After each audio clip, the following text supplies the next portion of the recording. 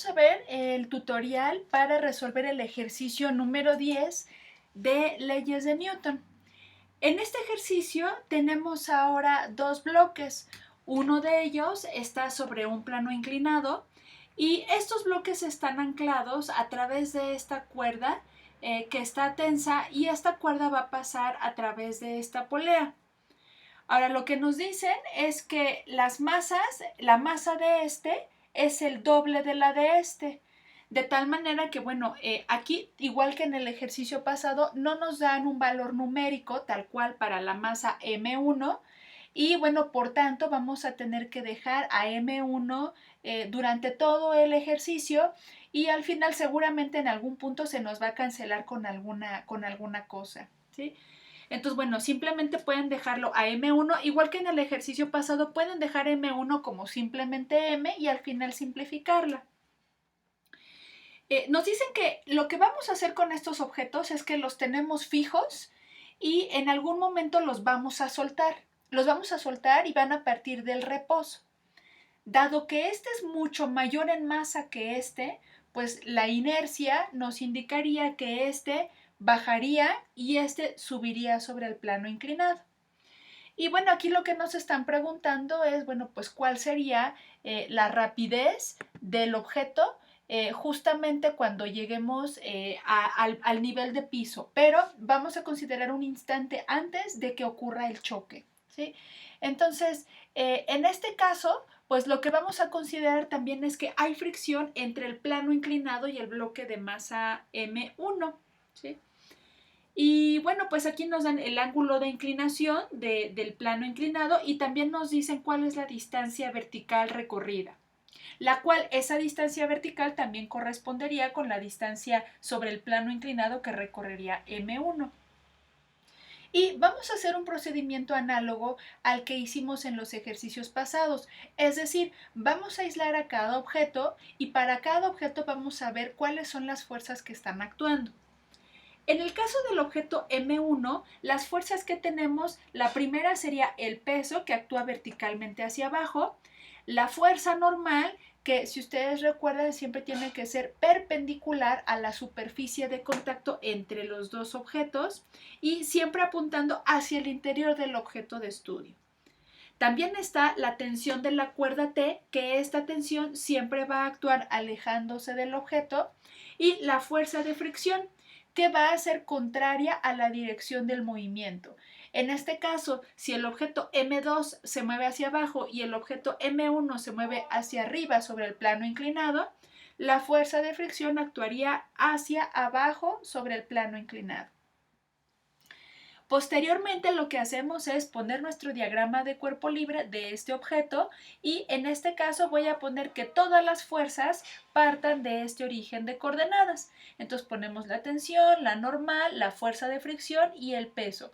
Y recordemos que en este caso el peso lo vamos a tener que descomponer en componentes. Esta sería la componente en X, que sería paralela a este eje de las X, y en este caso esta sería W1Y, que sería paralela al eje de las Y. Ahora, aquí lo que hay que recordar es que estoy poniendo mis sistemas de coordenadas de tal manera que este eje X es paralelo al plano inclinado, porque si recuerdan hemos estado platicando que es importante ver cuál es la dirección del movimiento para que en esa dirección elijamos precisamente uno de los ejes. Entonces, dado que el movimiento se realiza sobre el plano inclinado, entonces, bueno, lo que nos conviene hacer es tener uno de los ejes paralelo justamente a este plano inclinado. Por eso es que elegimos los ejes rotados o girados. Por fuera, no se les olvide poner siempre por fuera del diagrama de cuerpo libre la dirección de la aceleración, y en este caso le vamos a agregar su signo positivo. Una vez que tenemos eso, ahora vamos a empezar a hacer el análisis de la segunda ley de Newton, empezando justamente por la que tenga el menor número de fuerzas, que en este caso serían las fuerzas en Y. Entonces ponemos la sumatoria de fuerzas en Y igual a la masa del objeto que estamos analizando, que sería el objeto 1, por la aceleración en Y.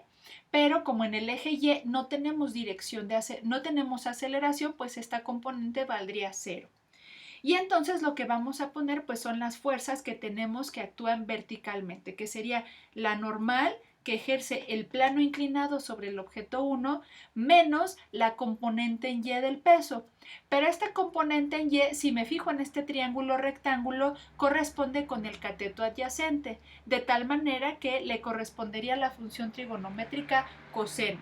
Por eso es que aquí ponemos W1 coseno de teta, de donde podemos despejar a la normal del plano sobre el objeto 1, que nos quedaría como W1 coseno de teta.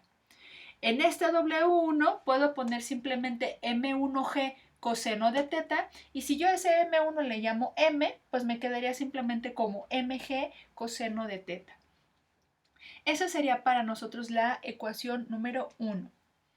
Luego, con lo que tiene que ver con la sumatoria de fuerzas en X, lo igualaríamos con masa 1 por aceleración en X. En este caso, la aceleración en X pues es simplemente A y va a tener signo positivo. Entonces ya no le agrego nada más que ponerle M1 por A. Y en las fuerzas en X pondríamos la tensión que apunta hacia la derecha, pondría la fuerza de fricción que apunta hacia la izquierda y la componente en X del peso. En este caso, la componente en X corresponde con el cateto opuesto de este triángulo rectángulo, por lo tanto, a esa le corresponde la función trigonométrica seno de teta. Entonces, aquí es lo que estamos poniendo. Y del otro lado ponemos M1 por A, donde M1 sería simplemente pues M. Y lo que sigue después es sustituir la fuerza de fricción por la parte que ya conocemos, que sería μk por la normal. Y aquí aclaramos, ¿no?, que la normal es la que ejerce el plano inclinado sobre el objeto 1. Y bueno, pues lo único que vamos a hacer es sustituir, si ustedes así lo desean, todos los valores numéricos, o también lo que pueden hacer es, lo más recomendable es dejar todo en términos de las literales y despejaríamos a la única incógnita. Observamos que de todo esto, la única incógnita sería t. La normal la vamos a sustituir de la ecuación 1 y fuera de ahí todo lo demás ya es un dato conocido, excepto la masa M1 que vamos a dejar en términos simplemente de M. Entonces de aquí, bueno, lo que hacemos sería despejar a esta tensión y esa ecuación la vamos a reservar para el siguiente análisis. Ahora, vamos a pasar al análisis ahora del objeto M2. Y vamos a hacer algo muy parecido, vamos a ver cuáles son las fuerzas que están actuando sobre este. En este caso solamente sería la fuerza de tensión de la cuerda que iría hacia arriba. Recuerden que la fuerza de tensión siempre actúa alejándose del objeto y el peso hacia abajo.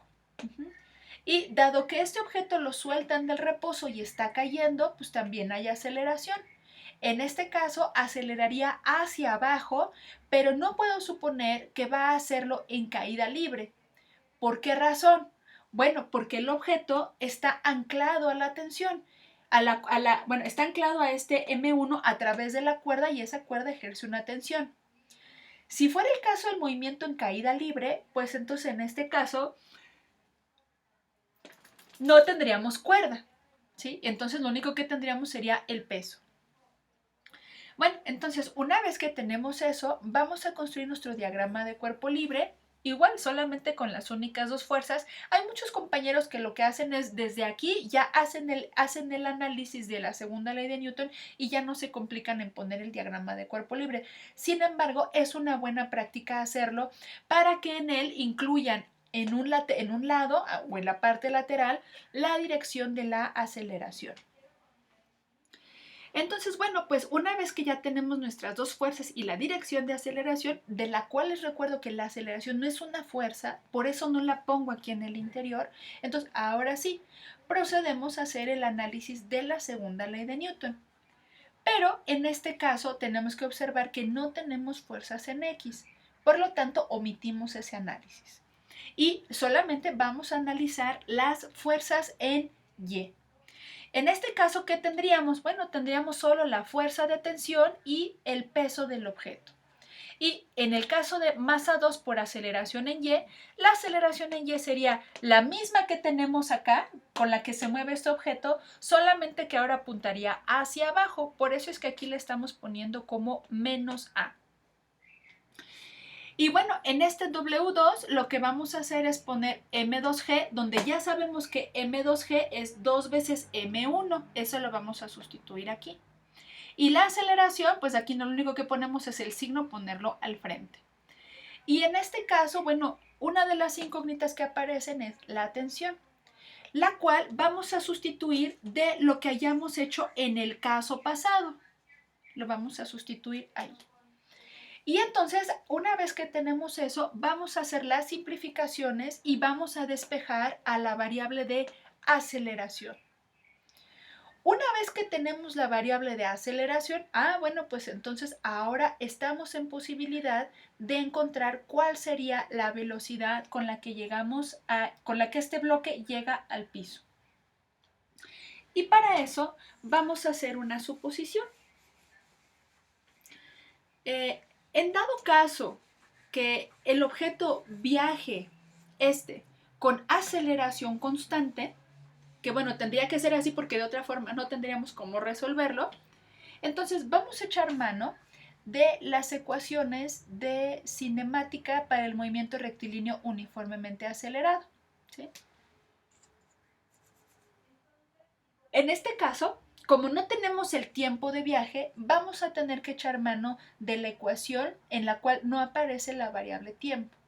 Entonces tendríamos como tal esta ecuación: velocidad final al cuadrado igual a velocidad inicial al cuadrado más 2 veces aceleración por y final menos y inicial.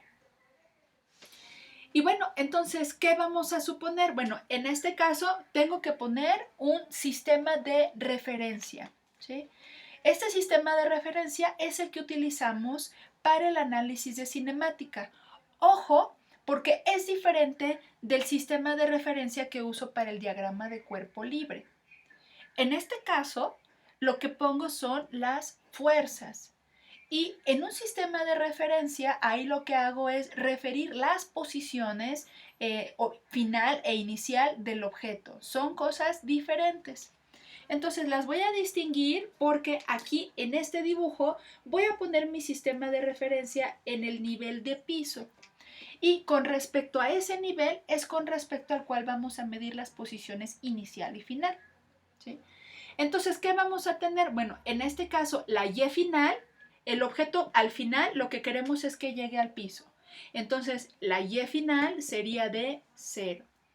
Y la Y inicial es la altura de la cual partió, que sería a esta altura h. Entonces, la Y inicial sería la altura h de la cual lo soltamos, ¿sí? La velocidad inicial, en este caso, estamos suponiendo que en esta posición, en este punto, al objeto lo soltamos. Por lo tanto, va a partir del reposo. Entonces, esta parte de aquí valdría 0. Y finalmente la velocidad final, que es lo que queremos calcular, bueno, la vamos a despejar con una raíz cuadrada, que me quedaría 2a por y final menos y inicial. Y aquí vamos a tener cuidado de un detalle. En este caso, el objeto está acelerando, pero su aceleración es hacia abajo. Entonces, ¿a qué me estoy refiriendo? Bueno, si yo dibujo un diagrama de velocidades de aquí hasta acá, lo que vería es que aquí está en reposo, luego empieza a aumentar poco a poco su velocidad. Este sería unas flechitas donde estoy indicando la velocidad del objeto. Entonces, observen que el movimiento es hacia abajo, la velocidad está aumentando, pero en la dirección vertical hacia abajo, por lo tanto hay una aceleración, pero esta aceleración sería hacia abajo. Entonces lo voy a poner aquí, la aceleración apuntaría hacia abajo, por lo tanto tengo que agregarle un signo negativo. Entonces desde aquí lo voy a poner para que ya quede claro, aquí lo voy a poner como menos a, ojo que no es la gravedad, va a ser la aceleración que vamos a encontrar aquí. Entonces, al valor positivo que me dé aquí, bueno, cuando lo ponga en mi ecuación de cinemática, lo voy a poner con signo negativo, dado que está acelerando hacia abajo. Aquí también incluso lo voy a poner así, como menos a. Y entonces, bueno, vamos a ver cómo nos quedaría si hacemos las simplificaciones, ¿no? Aquí me quedaría menos 2a, la y final, recuerden que vale 0, menos la altura inicial, que sería h. Entonces sí, justamente tendría que ser así, pues para que yo pudiera tener una raíz positiva, de tal manera que 0 menos h me va a quedar simplemente como menos h, y el menos de aquí con el menos de acá se me va a cancelar y me quedaría simplemente como 2a por h. Ahora, una vez que tengamos los valores numéricos de aquí, los sustituimos aquí. O bien puedo hacer el cálculo con todas las literales y hacer la sustitución de todas las variables y todas las literales que tenga en este caso. Y hasta el final hacer mi sustitución numérica. ¿Sí? Entonces, los invito para que hagan ese cálculo, estas sustituciones, o también, bien, si ustedes quieren, pueden ir haciendo las sustituciones paso por paso, y de tal manera que aquí ya tendrían un valor numérico, y cuando lo tengan, lo sustituyen aquí, y es más sencillo para la mayoría. ¿Sí? Pero aquí los invito a que lo hagan en términos de todas las literales para que se vayan acostumbrando siempre a trabajar con solamente puros valores arbitrarios, ¿no? Normal, peso, aceleración, fuerza de fricción, etcétera. ¿Sí? Y con eso concluimos.